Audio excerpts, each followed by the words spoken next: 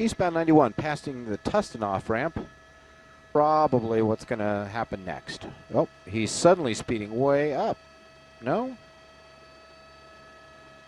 Near Imperial. Oh, just cut in front of somebody there. We have CHP.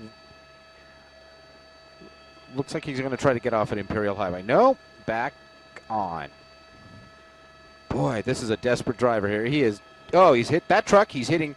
He's hit. Oh, he's just swiping vehicle after vehicle. Eastbound on the 91 at Imperial Highway. Hit numerous cars there. He's hitting more. Wow. And now we're going to see, looks like more. Yep, he is just going through vehicle after vehicle there. We're now in the fast track lanes, eastbound side of the 91, Imperial Highway. This is a dangerous situation.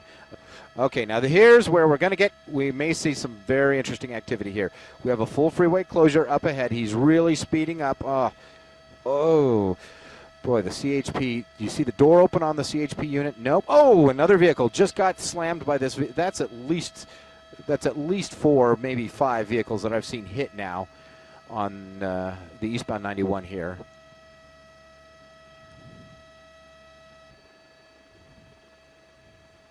Spike strip right there. Yep.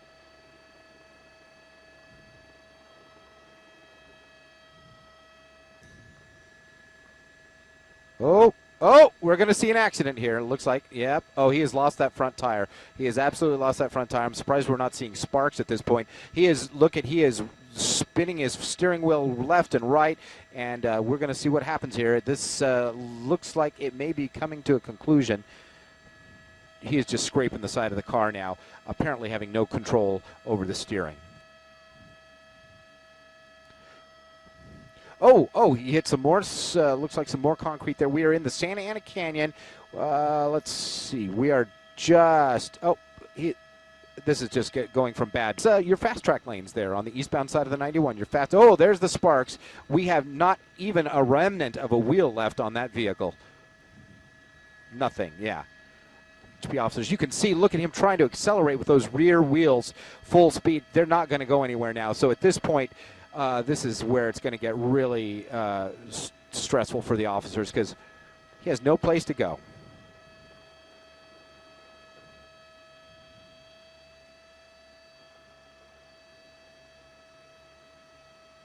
Don't have a way of knowing what's going on in that car. They don't know if he's passed out. They don't know if he's laying in wait for them to come up to the car and open fire on them. They just don't have a way to know.